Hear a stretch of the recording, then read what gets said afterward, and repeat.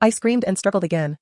This time, I almost violently used the flexibility of my body to force myself to sit up, and I bit Buka the back.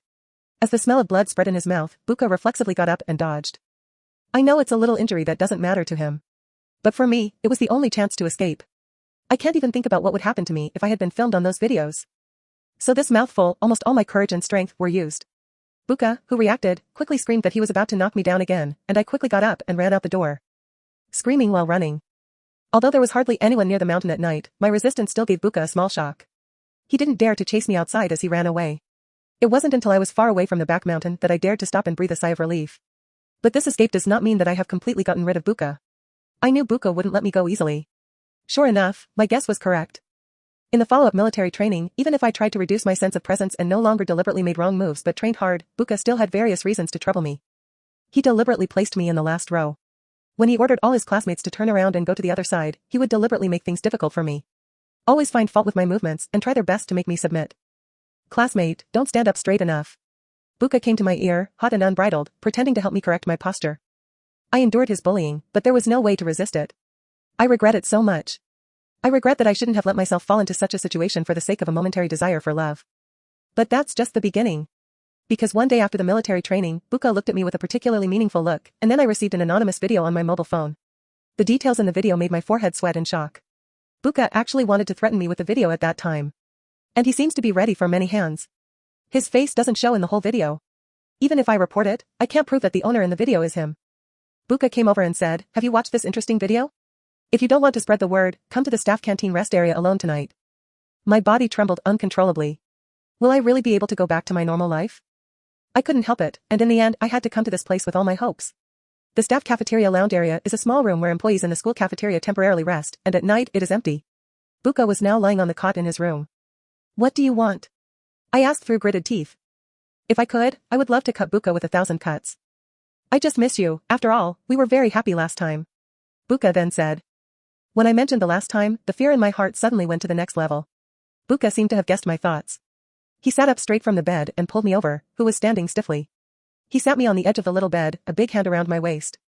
"Don't worry, baby, I'm not going to take pictures this time. If you don't believe it, where do you look around for equipment? Or do you take your phone to check if there is a candid camera?" He really didn't stop me from checking it out. Could it be that Buka also thinks that my disobedience will make things bigger, so as long as I accompany him? As if grasping at the last straw, I quickly took out my phone and began to check the surroundings in the same way as the pinhole camera checked on mine. As he said, there really isn't any candid camera equipment around. I finally breathed a sigh of relief. And Buka's big hand is reaching out to me. "Instructor Buka, I beg you, will you let me go? I intend to curry favor with him, seeing that the military training is almost over. Buka shouldn't have a chance to come to the school to find me again, right? As long as you curry favor with him at the last minute, you should be fine, right? Okay, baby, then it's up to you to perform next." But a voice came out of nowhere, which didn't belong to Buka. I jerked my head back. I saw a few people standing outside the door at some point, who were also tall, and they looked at me with intense interest. "Who are you?" I was horrified, screaming and asking. I struggled to break free from Buka's shackles. But the speed of the struggle was not as fast as the speed of the other 3 men grabbing me. I kept twisting my body and struggling, saying, "Please, let me go." They don't care. I was trapped in a corner by them, and my heart was full of despair. Looks like I'm going to finish today. "Who's in there?" Outside the hut, out of nowhere, there was a sudden scolding from a strange man.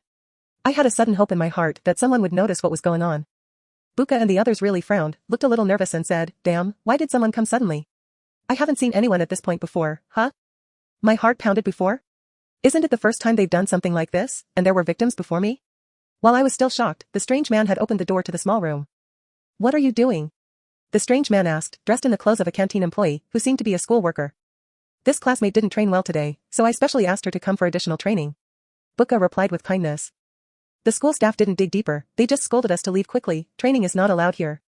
Buka quickly left, and I was relieved to see his hurried steps. I've escaped tonight, but what can I do?